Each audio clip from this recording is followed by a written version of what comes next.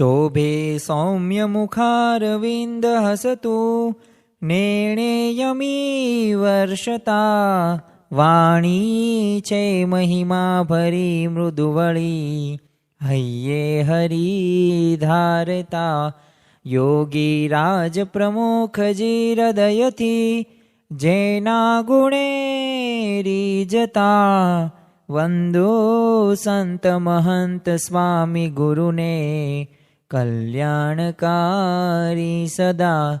શ્રી સ્વામિનારાયણ ભગવાનની જય. અક્ષર પુરુષોત્તમ મહારાજની જય.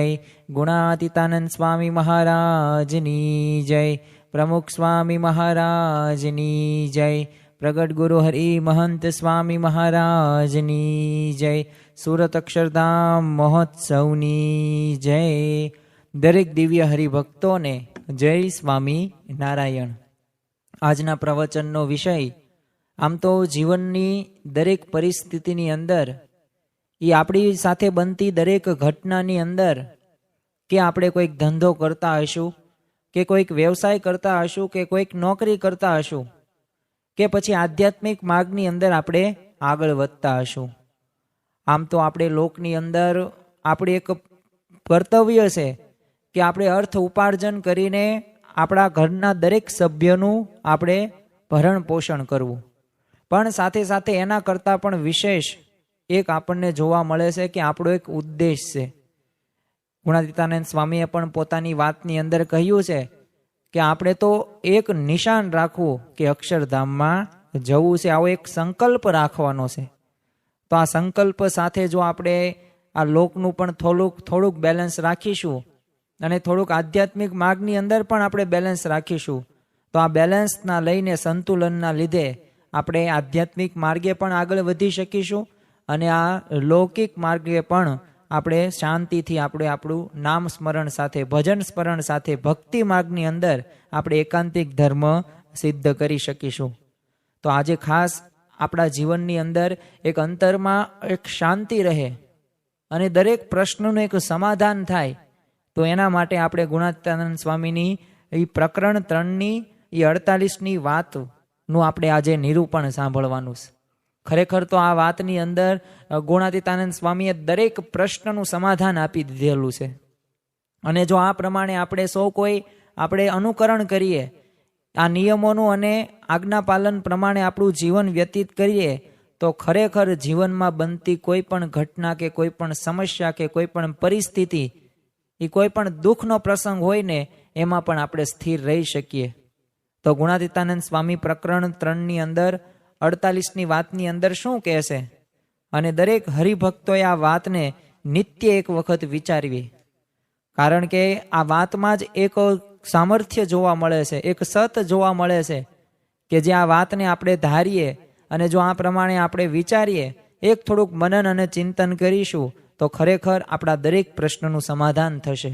તો ગુણાતીતાનંદ સ્વામી આ વાતની અંદર શું કહે છે, સૌ પ્રથમ આપણે એમનું વાંચન કરીએ અને ત્યારબાદ સમજવાનો પ્રયત્ન કરીએ. સ્વામિનારાયણ હરે સ્વામીએ વાત કરી છે, લાખમણ લોઢાની લોઢી ધગી હોય તેના ઉપર 1-2 પાણીના ઘડા ઢોળીને તેને ઠરીને ઠરે નહીં. તે ઠરાવી હોય તો ગંગાના ધરામાં લઈને નાખીએ તો 10-15 દિવસ સુધી તો હવેલી જેવડી છોડ્યું ઉછળે ત્યારે માંડ ઠરે. અહીંયા ગુણાતીતાનંદ સ્વામી આપણને એક દ્રષ્ટાંત દ્વારા આપણને સમજાવવા માગે છે. આમ તો આપણે ગુણાતીતાનંદ સ્વામીની વાતો જ્યારે પણ વાંચીએ ને ત્યારે એ દરેક વાતોની અંદર કાંઈક નાના એવા શબ્દો, નાના એવા વાક્યો ઉપરથી, નાના એવા દ્રષ્ટાંતો ઉપરથી આપણને સમજી શકાય છે તેવી વાતો કરેલી છે. એ સંપની વાત હોય તો એ ભલે 1.5 લીટીની તે વાત હોય પણ એ સંપનો મહિમા ગુણાતીતાનંદ સ્વામીએ 1.5 લીટીની અંદર કહી દીધો છે. એટલે ખરેખર ગુણાતીતાનંદ સ્વામીની વાતો સાંભળવાથી એક અંતરની અંદર આપણને શાંતિ મળે છે. અહીંયા ગુણાતીતાનંદ સ્વામી દ્રષ્ટાંત આપીને સમજાવવા માગે છે, પણ દ્રષ્ટાંત શું આપે છે કે કોઈક લાખમણ લોઢાની લોઢી હોય. આમ તો ઘરે આપણે જોઈએ ને તો સામાન્ય આપણે લોઢી હોય જેનો વજન 100 ગ્રામ, 150, 200, 300 ગ્રામ હોય. ચાલો કોઈક કેટરસનું કામ કરતા હોય ને રસોઈયા હોય તો એ 5 કિલો કે 7 કિલો 10 કિલોની લોઢી હોય. તો એ ગમે એના ઉપર તમે જમવાનું બનાવો કે ગમે એ વસ્તુ તમે એના ઉપયોગ કરો તો એ પછી થોડોક સમય પછી 5 મિનિટ કે 15 મિનિટ પછી ઠરી જાય, કે પછી હાલો કલાક સુધી રહે, પણ પછી તો ઠરી જાય ને. પણ અહીંયા તો ગુણાતીતાનંદ સ્વામી કેવી દ્રષ્ટાંત આપે છે કે 1,00,000 મણ લોઢાની લોઢી ધગી હોય તો હવે એના ઉપર તમે 1-2 તમે ઘડા ઢોળીને પાણી નાખો તો કાંઈ ઠરે? તો સ્વાભાવિક છે કે 1,00,000 મણ લોઢાની લોઢી હોય તો એમ કાંઈ એ ઠરે નહીં. તો ગુણાતીતાનંદ સ્વામી એનો જવાબ આપી જ દેશે કે એને તો ઠારવી પડે, ને ઠારવી ક્યાં પડે? તો ગંગાના ધરા એટલું બધું પાણી વિશાળ હોય ને ત્યાં એને તમે 10-15 દિવસ સુધી રાખો ને, અને તોય રાખો તોય તે એ હવેલી જેવડી એનું તો આમ છોડ્યું ઉડે, અને ખરેખર પછી માંડ ઠરે.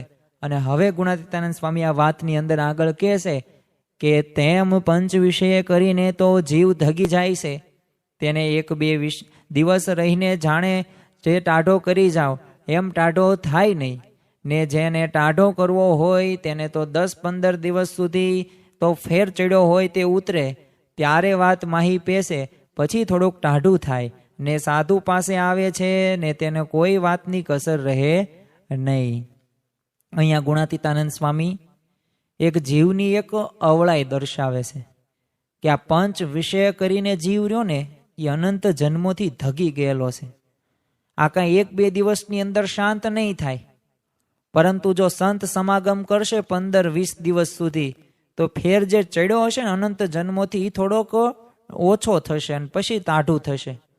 અને જો તમે સાધુ પાસે આવો તો કોઈ વાતની કસર રહેશે નહીં.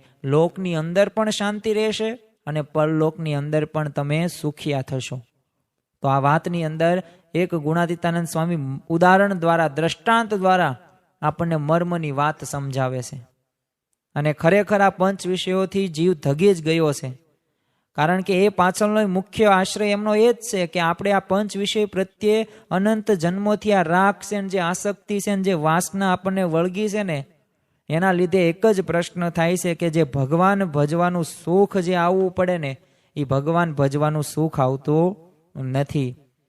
એટલે જ તે તમે જુઓ મહંત સ્વામી મહારાજે પણ આ વર્ષે જે પ્રાપ્તિનો વિચાર કરવાનું કહ્યું તો એનું કારણ એ જ હતું કે આપણને જે પ્રાપ્તિ થઈ છે ને આપણે થોડીક પ્રતીતિમાં માણ કરવાનું છે.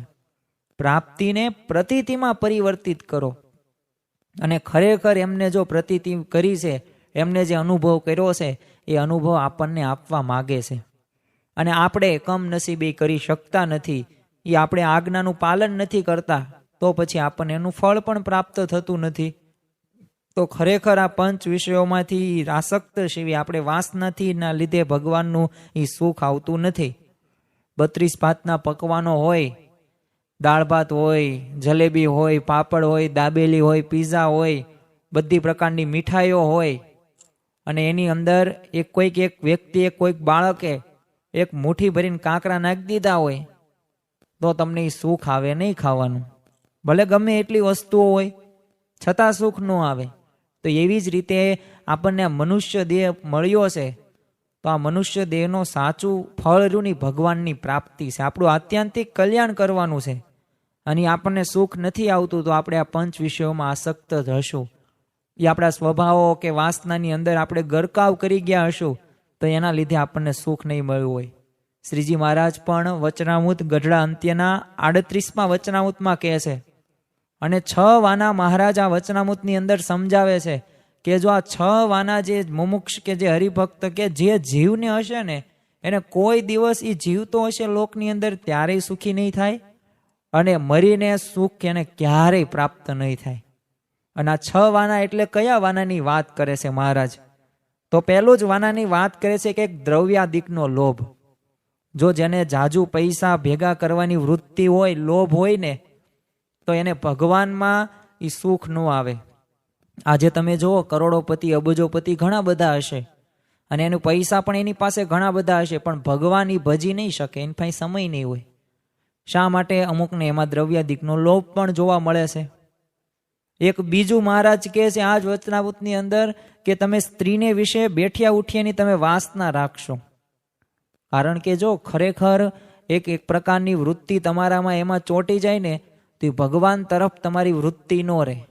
તો એક સ્ત્રીને વિશે બેઠા ઉઠીએની તમે વાસના રાખશો તોય સુખ નહીં આવે. ત્રીજું કહે છે અને મહત્વનું કહે છે, જે આપણે સ્વાભાવિક રીતે 100 વ્યક્તિઓમાંથી 70-80 વ્યક્તિઓમાં જોવા મળે છે, કે રસના વિશે જીવવાની આસક્તિ. એટલે કે જે સ્વાદની આપણી લોલુપતા છે, જીભની જે લોલુપતા છે, જો એ પ્રમાણે પણ આપણે જીવીશું ને, એ પ્રકારની વાસના રહી ગઈ ને, તો સુખી નહીં થઈએ. ચોથું, જે દુર્યોધનને રાવણને હતું, દેહાભિમાન, જે ખરેખર છે એને રાખવું જોઈએ નહીં. કારણ કે આપણને એમ લાગતું હોય કે હું કરું છું, મારાથી જ થાય છે, હું ન હોય તો કાંઈ ન થાય. પણ ખરેખર તો આપણે આપણું નામ પણ સિલેક્ટ નથી કર્યું, આપણે આપણું જન્મ સ્થળ પણ નક્કી નથી કર્યું, આપણે આપણા માતા પિતા પણ નક્કી નથી કર્યા, આપણે ભવિષ્યમાં શું કરશું એ પણ આપણને ખ્યાલ નથી, 1 સેકન્ડ પછી શું થવાનું એ પણ ખ્યાલ નથી. તો ખરેખર આ ચોથી વાનું કહેશે કે દેહાભિમાન. અને પાંચમું છે કુસંગીમાં હેત રહી જાય. જો કુસંગની વાત આવે તો સત્સંગનોય કુસંગ આવે, બહારનોય કુસંગ આવે અને અંતરનો પણ કુસંગ આવે. આમ 3 પ્રકારના કુસંગ છે. તો જો એમાં પણ જો કુસંગીમાં હેત તમારે રહી ગયું તો તમે ગમે તેવા આધ્યાત્મિક માર્ગની અંદર તમે સાધક હશો, પણ છતાં પણ તમે આગળ વધી શકશો નહીં. અને છઠ્ઠું વાનું મહારાજ કહે છે કે સંબંધીમાં હેત. સંબંધીમાં એટલે કે એ માતા પિતા, એ દીકરા કે પત્ની કે આ મામા માસી કાકા જે પણ સંબંધીઓ હોય, એ જો એમાંય હેત રહી ગયું ને, તો મહારાજ કહેશે કે જો આ 6 વાના રહી જાય ને, તો જેને હોય ને એને કોઈ દિવસ જીવતે કે મરીને પણ સુખ તો ક્યારેય થાય નહીં. તો આ 6 વાના રહ્યા ને એ ખરેખર દુઃખના છે, વાસના છે, જેમાં જે હશે ને જીવ એ અટવાયો હશે એ ક્યારેય સુખી થઈ શકશે નહીં. નંદ રાજા જો કેટલો બધો લોભ્યો હતો, તો એમણે પૃથ્વીમાંનું બધું જ ધન છે ને પોતાની પાસે ભેગું કરી લીધેલું, અને એની પાસે વરાહનું હાડકું હતું, એટલે એના દ્વારા છે ને સમુદ્રમાં તળિયે જઈ શકતા એવું એને આ વરાહનું હાડકું હોય. અને બધું તે ધન રહ્યું ને એ ત્યાં એને પાતાળની અંદર જ તે સમુદ્રને તળિયા તે એમને સંતાડી મૂકેલું, એટલે કોઈ ધન ત્યાંથી લઈ જાય નહીં. હવે એકવાર તો નારદજીએ નંદ રાજાની જે રાણી હતી એને કહ્યું કે આ હાડકું છે ને નંદ રાજાની અગાઉની જે રાણી રહ્યું ને એનું હાડકું છે, અને એમની પાસે એટલે રાખે છે. હવે રાજાને તો પ્રથમ પત્ની જેવો જ તમારા પ્રેમ નથી, એટલે જ તે આ હાડકું રાખતા હશે ને. અને આ રાણીએ આવું સાંભળ્યું, અને એ હાડકાને એ જ્યારે નંદ રાજા ત્યાં નહોતા અને ત્યારે હાડકું લઈને ચૂલામાં બાળી દીધું. અને જ્યારે આ સમાચાર નંદ રાજાને જ્યારે મળે છે ને, તરત મૃત્યુ પામ્યા. તો જો રાજાને એક ધનનું બંધન હતું, તો જો ધન વહી ગયું તો મૃત્યુ થયું. એમાં વાસના છે, 5 વિષયો રહ્યા આવા છે કે ખરેખર જો આપણે બંધન રાખતા હશું ને, તો આપણને જીવતા કે મરીને પણ એ સુખી થવા દેશે નહીં. કારણ કે આપણે બહુ કાળથી કહેતા અનંત જન્મોથી આ છે ને આ જીવે આ 5 વિષયો ભોગવ્યા છે, અને આ જીવ વિષયો ક્યારેય આમાંથી આપણને તૃપ્તિ થવાની જ નથી. અને એટલે જ તો મહારાજે પણ વચનામૃતની અંદર કીધું છે કે સમુદ્ર તમે આખી પૃથ્વી આમ ફાડી નાખો અને એમાં જેટલું તમે પાણી કોઈ દિવસ ભરાય નહીં, એમાં 5 વિષયોમાં તમે કોઈ દિવસ જીવ તૃપ્ત થવાનો નથી. એટલા બધા આપણે આ 5 વિષય પ્રત્યે ઓતપ્રોત થઈ ગયા છે. અને પાછું આ જીવને વિષય કરીને પાછું જીવનપણું પણ મનાઈ ગયું છે. એટલે આથી છે ને જીવ માત્ર 5 વિષયની પ્રાપ્તિ માટે જ દાખલો કરે છે, અને એની જ 5 વિષય પ્રત્યેની આસક્તિ રહ્યો ને એ માત્ર વ્યવહાર પ્રધાન ક્રિયાથી નહીં, પણ એના જ લીધે અંતર કાયમ છે ને ધગેલું રહેશે ને કાયમ એને બળતરા રહેશે. અને દરેક પ્રશ્નોની એને ચિંતા રહેલી જોવા મળે છે. એનું કારણ પણ આ એક જ છે. એટલે ખરેખર આપણા જીવનની અંદર જો આપણે દરેક સમસ્યાનું સમાધાન મેળવવું હોય અને અંતરમાં આપણે શાંતિ રાખવી હોય, અને શાંતિ, અખંડ શાંતિ અને શાશ્વત આનંદ, એ સુખની પ્રાપ્તિ કરવા માટે આ 5 વિષયોમાંથી આપણે અનાસક્ત થવું જ પડશે. અને જેટલા 5 વિષયોમાંથી આપણે જો આસક્ત હશું તો એટલું આપણું અંતર છે ને કાયમ માટે ધગેલું રહેશે. અને જો અંતર કાયમ માટે ધગેલું હોય તો તમને કંઈ સુખની પ્રાપ્તિ થશે નહીં. કારણ કે જીવને છે ને 5 વિષયની અત્યંત આસક્તિના લીધે એ પછી સારા નરસાનો કાંઈ એને વિવેક નથી રહેતો. એટલે ભગવાન પાસે પણ એની માગણી કેવી હોય છે, એ 5 વિષય પ્રત્યેની જ હોય છે. જો આપણે પણ મંદિરે જઈએ ત્યારે 5 વિષયો પ્રત્યેની તે માગણીઓ જોવા મળે છે ને, કે મને આટલા પૈસા મળી જાય, મારા છોકરા આ બની જાય, ડૉક્ટર એન્જિનિયર બની જાય, મારા ઘરમાં કોઈ તે આવી રીતના પ્રશ્ન. પણ એ કેવા હોય? પણ દરેક પ્રકારની પંચ વિષય સંબંધિત હોય. એક વખત છે ને ઘનશ્યામ મહારાજ જ્યારે અયોધ્યામાં એક શિવ મંદિરમાં છે ને બપોર આરામ માટે ગયા, એટલે ત્યાં એક કાયસ્થ એક બ્રાહ્મણ આવ્યો અને પોતે ગાલ વજાડીને છે ને શિવજીને પ્રાર્થના કરવા લાગ્યો. હવે ઘનશ્યામ પ્રભુ ત્યાં આરામ કરતા હતા, એટલે ઘનશ્યામ પ્રભુને તે પોતે વિચાર આવ્યો કે આ પ્રાર્થના શું ભગવાન આગળ કરે છે. એટલે ઓલા પ્રાર્થના શું કરે છે શિવજી આગળ કે હે શિવજી, મને કોઈ દિવસ તમે મનુષ્યનો અવતાર દેશોમાં, મને તો છે ને જન્મો જન્મ તમે લંબકર્ણનો જ અવતાર દેજો, એટલે છે ને લાજ મર્યાદા મૂકીને હું વિષય ભોગવી શકું. તો વિચાર કરો કે આ પંચ વિષયની આસક્તિના લીધે એક અમૂલ્ય મનુષ્ય દેહ છે એ એને છોડીને એને કયો ગધેડાનો દેહ માગ્યો. તો આવો આ જીવનો અવળો સ્વભાવ છે. તો આ વિષયોમાં એને કેટલી પ્રીતિ રાખી હશે, ત્યારે એ આવો ભગવાન આગળ પ્રાર્થના કરે છે. એમ પંચ વિષયમાં તે આસક્ત થઈને જે જીવ હોય ને એ દુઃખી થાય છે ને, એવી જ રીતે આ લોકની અંદર તે જે સંસાર વ્યવહારની જે ક્રિયાઓ છે ને એ કરીને પણ જીવ દુઃખી થાય છે. કારણ કે ભિન્ન ભિન્ન પ્રકારના સ્વભાવવાળા વ્યક્તિઓ સાથે આપણે કામ કરવાનું થાય, એટલે ત્યારે ક્યારેક બોલવાનું ચાલવાનું થાય, ઘર્ષણ થાય, અહમ મમત્વ પણ બંધાઈ જાય, આપણું ધાર્યું અમુક વાર થાય પણ નહીં અને અપમાન પણ થાય, એટલે એમાં એના જ લીધે હતાશ નિરાશ થઈ જઈએ, ક્રોધ આવી જાય અને છેલ્લે અશાંતિ પણ થઈ જાય. એટલે આ સ્વાભાવિક છે, કારણ કે આપણે લોકો સાથે રહીએ છીએ, એટલે આવી પરિસ્થિતિ બનવાની છે. પરંતુ આ પંચ વિષય પ્રત્યેની જે આસક્તિ અને વ્યવહાર પ્રધાન જીવનથી થયેલ જે અશાંતિ છે ને ટાળવાનો એક જ માત્ર ઉપાય છે, અને આ એક માત્ર ઉપાય એટલે કે સંત સમાગમ. કારણ કે રાજા ભી દુખિયા, રંક ભી દુખિયા, ધનપતિ દુખિત વિકાર મેં, વિના વિવેક ભેખ સબ દુખિયા, જૂઠા તન અહંકાર મેં. એટલે ખરેખર છે ને સમજણવાળા સંતનો આપણે સમાગમ કરવાનો છે, અને એવા સંતનો આપણે સમાગમ કરીશું તો દરેક પ્રશ્ન માત્ર ટળી જશે. જો આ સંતના સમાગમથી ફાયદો શું થાય છે?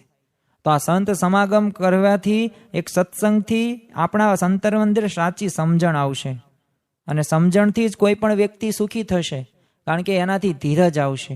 એ ભગવાનમાં આપણને નિશ્ચય દ્રઢ થશે, અને આપણા જે સ્વભાવ ને દોષો રહ્યા, જે આસક્તિ છે, આ બધું ટળી જશે.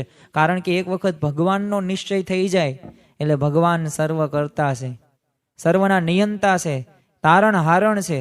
તો આવું આપણને સાંખ્ય વિચારનું પણ બળ આવી જાય, પ્રાપ્તિનો પણ મહિમા આવી જાય, મહિમાનો પણ વિચાર આવી જાય, અને અખંડ સુખી આપણે રહી શકીએ. તો જો આપણા સંતને આપણે યોગમાં આવીએ કે દર્શન કરીએ તો એમાં પણ એક શાંતિનો એક અનુભવ આપણને થાય છે.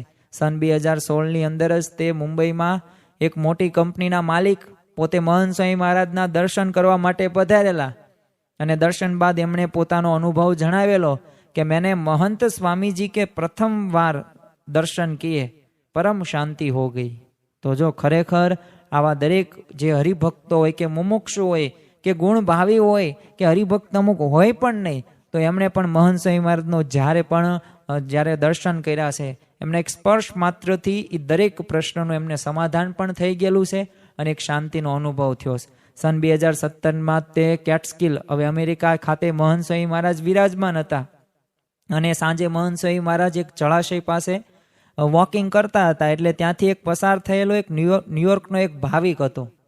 હવે આ સ્વામીશ્રીના દર્શનથી પોતે સ્થિર થઈ જાય છે, એટલે સંતોની પાછળ ઊભા એ દર્શન કરતો હતો, એટલે સંતો એમનો સાહજિક રીતે એ ભાવિકનો પરિચય પૂછો, એટલે જાણવા એવું મળ્યું કે મારું છે ને નામ કેવિન ગોડબે છે, અને હું વેબસાઇટનો પબ્લિશર છું, અને દુનિયામાં મેં ઘણું બધું જોયું છે ને ઘણું બધું મેં બતાવ્યું છે, પણ મેં આવા દર્શન મને પ્રથમ વખત થયા છે, અને આના લીધે મને પરમ શાંતિ અને એક કહેવાય ને કે પરમ શાંતિ, અને અહીં જ મને શાંતિ મળી છે. આઈ એમ ફિલિંગ કામનેસ એન્ડ સેરેન્ટલી હિયર.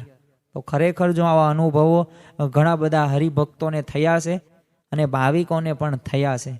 આપણે હરિભક્તોમાં તે ઘણા બધા એવા પણ છે કે જેમના એક દર્શન માત્રથી, એક શબ્દ સાંભળવાથી, નિત્ય સવારની પૂજા હોય, નિત્ય પૂજાની અંદર એ સ્વામીશ્રી જ્યારે વહેલા આવે અને ત્યારે આપણે કલાક, 2 કલાક, 2.5 કલાક આપણે સ્વામીશ્રીના દર્શન કરતા હોઈએ ને, ત્યારે આપણને પરમ સુખનો અનુભવ થાય છે.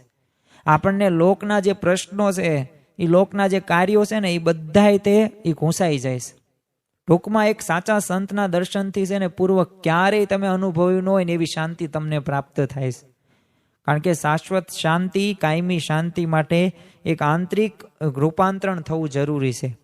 અને આ રૂપાંતરણ ક્યારે થાય? કે જ્યારે આપણે સંત સમાગમ કરીએ ને ત્યારે થાય. અને એના માટે આપણે ઉપર છડો સત્સંગ ચાલે નહીં.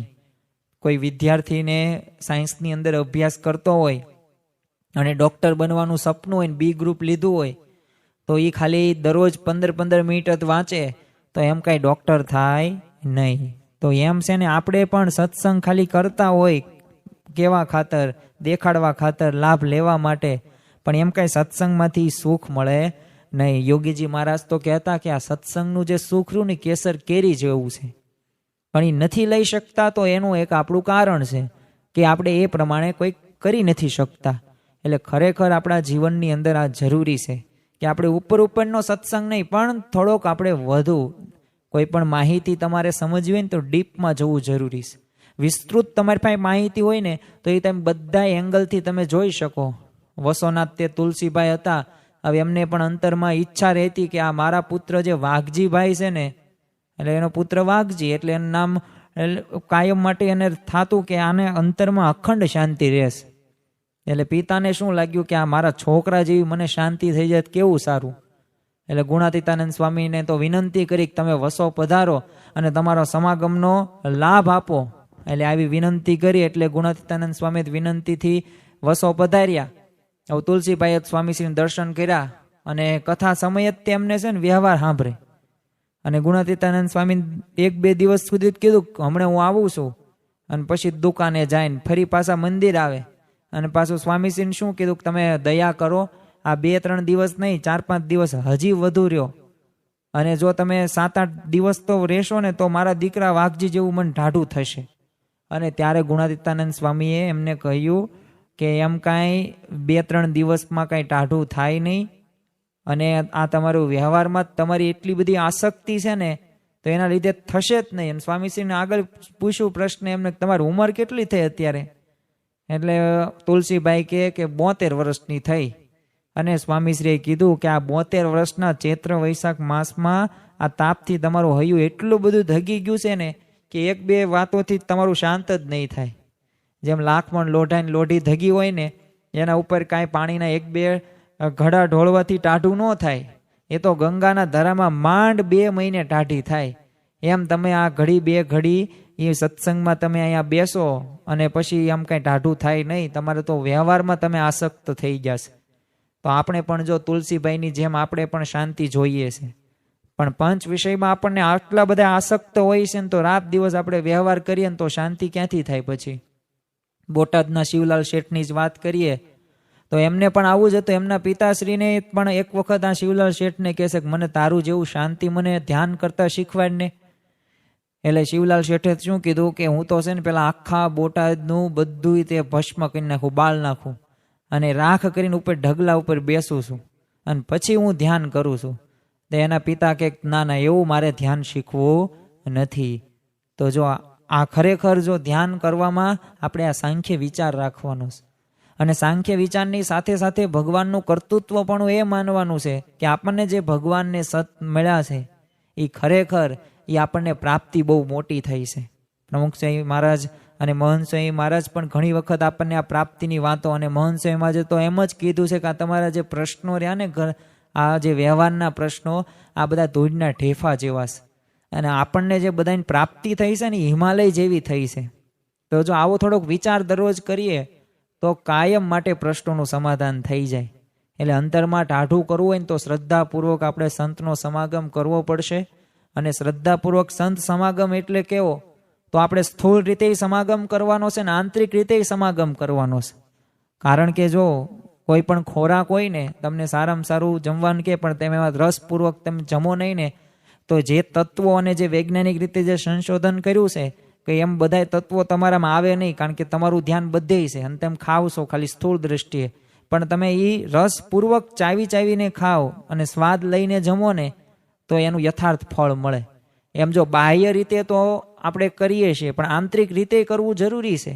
એમ બંને રીતે જરૂરી છે. અક્ષરધામમાં જવા માટે જેમ 2 પાંખો છે, આજ્ઞા અને ઉપાસના, તો એમ આજ્ઞા અને ઉપાસના ખૂબ હોવી જરૂરી છે. કોઈ 10મા ધોરણનો વિદ્યાર્થી હોય અને અંગ્રેજી આવડતું જ હોય તો વાયેલા 5-6 વિષય આવડતા જ ન હોય તો એ કાંઈ પાસ ન થાય. ઓલામાં ભલે 100માં 100 માર્ક્સ આવે. તો એમ અહીંયા આપણે બે રીતે શ્રદ્ધાપૂર્વક સંતનો સમાગમ કરવાનો છે. સ્થૂળ રીતે એટલે શું? આપણે દેહે કરીને નિયમિત રીતે અને લાંબા સમય સુધી સમાગમ કરવાનો છે. એક સાખીની અંદર કહ્યું છે ને કે બહોત કાલ કરત સત્સંગા તબ હોવત સંશય કા ભંગા. એટલે તમે કેટલાય સમય સુધી તમે સત્સંગ કરો ને ત્યારે તમારા જે સંશયો હોય, જે પ્રશ્નો હોય, એ દરેક સંશય પ્રશ્ન માત્ર ત્યારે ટળે. એમ આપણે પણ જો ગૃહસ્થ છીએ તો આપણો પણ પરિવાર અને સમાજ છે ને આપણી પણ કંઈક જવાબદારીઓ છે. અને જવાબદારીઓ હોય તો કાંઈ સંપૂર્ણપણે કાંઈ નિવૃત્ત લઈને આપણે સત્સંગ કરીએ તો એવું તો કાંઈ શક્ય નથી, કારણ કે વ્યવહારની અંદર છે. તો આ તો વ્યવહારની અંદર તો આપણે જે રોલ ભજવવાના છે એ ભજવવા જ પડશે. પરંતુ વ્યવહારની સાથે સાથે આપણે સત્સંગ થોડોક પ્રધાન જીવન કરવું જોઈએ. અને શક્ય છે આપણે રવિ સભા હોય કે પરા વિસ્તારની સભા હોય કે ઘર સભા હોય કે નિત્ય વચનામૃત હોય કે સ્વામીની વાતો કે જીવન ચરિત્રનું આપણે વાંચન કરતા હોય તો આવી તો ઘણી બધી જવાબદારીઓ આપણે સંભાળતા હોય ને છતાં પણ આ બધું થઈ શકે. અને જો ઘણા બધા હરિભક્તો આવું કરે છે. આપણે દિલીપ જોશી જે તારક મહેતા કા ઉલ્ટા ચશ્માની અંદર જે જેઠાલાલનું જે પાત્ર ભજવે છે તો એમને વર્ષો સુધી અત્યારે પણ તેઓ રવિ સભાનો નિયમિતપણે પોતે પાલન કરે છે. એ દાદર મંદિરની અંદર મુંબઈની અંદર. તો જો તમે ધારો તો ગમે તેવી પરિસ્થિતિની અંદર પણ એ નિયમો તમે સાચવી શકો છો. યોગીજી મહારાજે પણ સંપૂર્ણ જે નિવૃત્તિ લેવાનો આગ્રહ ન રાખતા ઘણી છૂટ આપી અને રવિ સભાની વાતો કરી. અને તારીખ 25/1/1958 રોજ જ્યારે અટલાદરાથી યોગીજી મહારાજે હરિભક્તો ઉપર એક પત્ર લખ્યો અને એમાં સ્વામીશ્રીજી તથા શાસ્ત્રીજી મહારાજને રાજી કરવા સભા ભરો તેટલી અમારી આગ્રહભરી વિનંતી છે. આ કામ સભાનું મુદ્દાનું છે, તે કિંમતી મોક્ષની વસ્તુ છે એમ માની તમે સભા ભરજો. પ્રમુખ સાહેબ મહારાજ તો કહેતા કે આ રવિ સભા બ્રહ્મરૂપ કરી મૂકશે.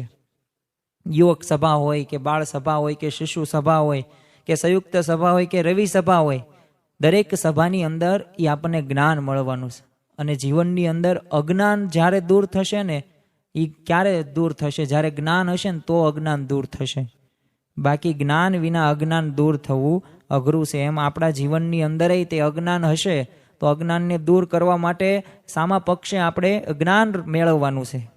બીજું આપણે આ સ્થૂળ રીતે તો આ બધું કરવાનું છે. વાંચન પણ કરશું, નિયમ ધર્મ પણ પાળીશું. બીજું એક આંતરિક રીતે પણ સમાગમ કરશું તો પ્રશ્નોનું સમાધાન થશે. કારણ કે દેહની સાથે મન પણ જોડાવવું એટલું જ આવશ્યક છે.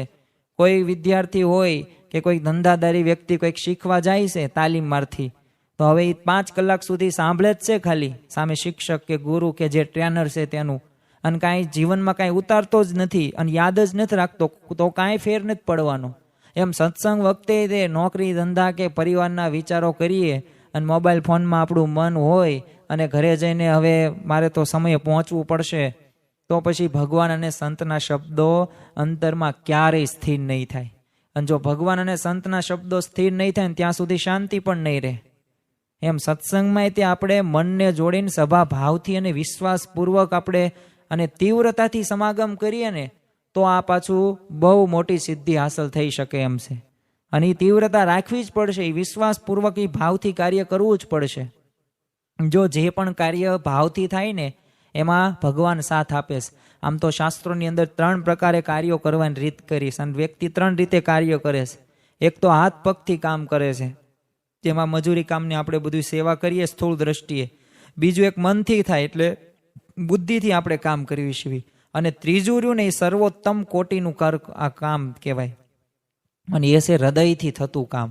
તો આપણે હૃદયથી ભાવથી કામ કરવાનું છે. શ્રીજી મહારાજે પણ વચનામૃત સારંગપુરના 9મા વચનામૃતમાં કીધું છે કે અતિ સાચે ભાવે કરીને સત્સંગ કરે તો તેને કોઈ જાતનો દોષ હૈયામાં રહે નહીં અને દેહ છતાં જ બ્રહ્મરૂપ થઈ જાય. તો ખરેખર જો બ્રહ્મરૂપ થવાનું કાર્યની 11મા વચનામૃતમાં શ્રીજી મહારાજે કીધું છે કે બ્રહ્મરૂપ થયા વિના ભગવાનની ભક્તિ કરવાનો અધિકાર નથી. તો જો આપણે અધિકાર મેળવવા માટે બ્રહ્મરૂપ થવું પડશે. તો બ્રહ્મરૂપ ક્યારે થશું? તો આપણે સાચા ભાવથી. કારણ કે ભગવાન ત્યાંની ભાવ જોવે છે. તમે એમને કરોડો રૂપિયા દાન ધર્માદો કરો એ નહીં, પણ તમારી પાસે 1000 જ રૂપિયા છે અને તમે એમાંથી 800-900 રૂપિયા આપો છો, એ ભાવ મહત્વનો છે. કરોડો રૂપિયા હોય ને લાખ રૂપિયાનું દાન કરો તો એ સારું કહેવાય દાન, પરંતુ તમારો ભાવ એમાં પણ કેવો છે? તો એમાં ભાવના ભૂખ્યા છે ભગવાન, અને તો એમાં કોઈ પણ જાતનો દોષ હશે ને કસર. જો અહીંયા ગુણાતીતાનંદ સ્વામીએ વાતની અંદર એ જ કીધું છે કે સાધુ પાસે આવે ને તો કોઈ વાતની કસર રહેશે નહીં, એટલે કોઈ પણ પ્રકારની ખામી નહીં રહેવા દઈએ. પણ જો સાધુનો સંતનો સમાગમ કરવો જરૂરી છે. આજે સત્સંગ કહેતા સંત સમાગમ તો ઘણા બધા કરે છે, પણ અખંડ શાંતિ નથી થતી. એનું કારણ શું છે? તો એનું કારણ આ જ છે. મહાન એવા ઉદ્યોગપતિ શિવ ખેરાએ પણ કહ્યું છે ને કે જીતને વાલે લોગ અલગ કામ નહીં કરતે, અલગ ઢંગ સે કામ કરતે હે. એટલે કે અલગ ઢંગ એટલે શું? સાચો ભાવ. એ વિશ્વાસપૂર્વક અને તીવ્રતા સાથેનો સમાગમ એટલે અલગ રીત છે, જે સામાન્ય વ્યક્તિઓ બધા કરે છે, આવે છે, પછી સાંભળે છે, જીવનમાં કાંઈ ઉતારતા નથી અને આગળ વધારતા જ નથી એનું ગાડું, તો એ કાંઈ નિયમ ધર્મ અને આજ્ઞા પાલનમાં આગળ એટલા બધા વધી નથી શકવાના. તો આપણે જીતવું હોય તો અલગ રીતથી કરવું પડશે. અલગ રીત એટલે કઈ? ભાવ, વિશ્વાસ અને તીવ્રતાથી આપણે નિયમ ધર્મનું પાલન કરીએ અને સમાગમ કરીએ. આપણા સત્સંગમાં ઘણા બધા એવા ભક્તો છે કે જે વ્યવહારમાં જોડાવા છતાં પણ આ નિયમિતપણે છે ને સાચા ભાવથી સત્સંગ કરે છે, અને એનું પરિણામ એક જ શું કે એના અંતરની અંદર એમને શાંતિનો અનુભવ કર્યો છે. આપણે એક જ ઉદાહરણ લઈએ કે જેને સાવ કહેવાય ને કે બધા કામ એને કરેલું હતું, એટલા સાવ એવી પ્રકૃતિ હતી, જંગલમાં જ તે પોતે રહે અને ચોરી, લૂંટફાટ, દગાદુગી બધું કરેલું, દારૂ પણ પીધેલો, અઠંગ વ્યસની પણ પ્રમુખ સાંઈ મહારાજના યોગમાં આવ્યા અને આખું જીવન આખું ક્લેવર બદલી નાખ્યું. અને એ હું વાત કરું છું આફ્રિકાના સિંહ કહેવાતા એવા દારે સલામના સુભાષભાઈ પટેલ. એમનું જીવન છે ને તમે જુઓ ને કે વ્યસન દૂષણ એનાથી જ ભરેલું હતું, પણ એક અત્યારે આદર્શ સત્સંગી છે. કારણ કે એમના વ્યવસાયો અનેક દેશોમાં ચાલી રહ્યા છે. એમના હાથ નીચે તે 3000 કરતાં વધુ માણસો કામ કરે છે. તો વ્યવહારની જવાબદારી તમે જુઓ. સત્સંગની પાછું એટલું જ પ્રાધાન્ય આપે છે, કારણ કે દેશ પ્રદેશ જ્યારે પણ જવાનું થાય, નજીકમાં જે વિસ્તારોની મંદિરની અંદર રવિ સભાનું આયોજન થતું હોય ત્યાં ફરજિયાત રવિ સભા ભરવાની જ. તે પાછું નિયમિત આરતી કરવાની, ચેષ્ટા કરવાની, કથા કરવાની, વાંચન કરવાનું, આ બધા તો અંગ ફરજિયાત. અને એમાંય તે સોનામ સુગંધ ભળે એવો નિયમ કે દર મહિને એકવાર જે સત્સંગ મંડળ હોય એની ગોષ્ઠી કરે, અને દુનિયામાં ગમે ખૂણે ન હોય આ પહોંચી જાય સત્સંગનું કામ કરવા માટે. તો જો પૂર્વે પંચ વિષય વ્યવહારથી એ પોતે દગ્ધ થયેલું એમનું અંતર એક નિયમિત અને એક સાચા ભાવથી એમને જો સત્સંગ કર્યો તો ટાઢું થયું અને અંતરે શાંતિ થઈ. એમ જીવનની અંદર અંતિમ વર્ષોની અંદર તેમણે એ વ્યવહારની તમામ આસક્તિ છોડીને મહારાજ સ્વામીમાં વૃત્તિ જોડ દીધેલી હતી. એટલે જો રાજકારણ કે વ્યાપાર એ કોઈને યાદ કરે તો મૂર્તિ સામે આંગળી ચીંધે, પણ અન્ય વાતોમાં લેશ પણ એ રસ નો દાખવતા. જો વ્યવહાર સાચવો, સામા પક્ષે એમને ભગવાન એ સત્સંગને પણ સાચવ્યો અને એનાથી વિશેષ સત્સંગને સાચવ્યો. એમ આપણે પણ આવા ભક્તોના જીવનમાંથી આપણે પ્રેરણા લેવાની છે. કારણ કે સ્વામીશ્રીએ કહ્યું છે કે નિયમિતને સાચો ભાવ સાથે જો સત્સંગ કરીશું ને તો એ લાભ લેશું અને વિચારશું, એના ઉપર કાર્ય કરશું તો શાંતિની અનુભૂતિ થશે જ. તે તો ખરેખર જીવનમાં બનતી દરેક સમસ્યાનું સમાધાન એકમાત્ર છે સંત સમાગમ. સંત સમાગમ કીજીએ હું નિષદિન, સંત સમાગમ કીજીએ. એવા સંત એટલે કે સાચા, જેના સમજણ છે, એ સમજણ બીજાને આપે છે. પોતે તો બ્રહ્મરૂપ છે, પોતે તો અક્ષર છે, પણ છતાં પણ એમને આપણને સુખી કરવા છે. એ સુખી કરવા માટે તેઓ વિચરણ કરી રહ્યા છે, પત્રો લખે છે, મુલાકાતો આપણી સાથે કરે છે. એ મંદિરોનું નિર્માણ હોય, સંતોનું, શાસ્ત્રોનું નિર્માણ હોય. તો ખરેખર એવા વર્તમાન કાળે પ્રગટ સત્પુરુષ જે મોક્ષનું દ્વાર મહંત સ્વામી મહારાજ અત્યારે વિરાજમાન છે, આપણા ગુરુ છે, તો આપણે એમનું નિત્ય આપણે એવો સમાગમ કરીએ. એ પછી ગુરુ હરિ દર્શન હોય કે પછી એમને આશીર્વચન હોય કે એમના પ્રવચન દ્વારા હોય કે જે સ્થળે આપણા નજીક હોય તો આપણે ત્યાં એમના સમાગમ માટે જઈએ. તો ખરેખર આપણને એવા સંતની પ્રાપ્તિ થઈ છે. અને એવા તે આપણને અત્યારે જે વિસ્તારોની અંદર, મંદિરોની અંદર જે સંતો હોય છે, હરિભક્તો હોય છે, એ રવિ સભા, પરાસભા હોય, યુવક સભા હોય કે પછી શિશુ સભા હોય, બાળ સભા હોય, દરેક જે કાર્યકરો હોય કે સંતો હોય, આ સંતોના મુખેથી જો આપણે પ્રવચનો, કથા વાર્તા સાંભળતા હોઈએ અને એમ જેમ કે એમ આપણે કરતા હોય તો આપણું જીવન પણ એ સુખમય રીતે શાંતિથી આપણે આગળ વધી શકીએ. તો ખરેખર આપણે વ્યવહારની સાથે સાથે આપણે આ પણ સત્સંગનો પણ પ્રાધાન્ય આપવાનું છે. તો આજના દિવસે મહારાજ સ્વામીના ચરણોમાં પ્રાર્થના કરીએ કે અમારા પ્રશ્નનું તમામ સમાધાન, કારણ કે આ લાખ મણની લોઢી છે એટલે અમારે એમને ઠારવી તો છે, તો ઠારવા માટે તમે જે ઉપાય આપ્યો છે કે સંત સમાગમ, તો આ સંત સમાગમ અમે નિત્ય કરી શકીએ એ જ આજના દિવસે મહારાજ સ્વામીના ચરણોમાં પ્રાર્થના. શ્રી સ્વામિનારાયણ ભગવાનની જય.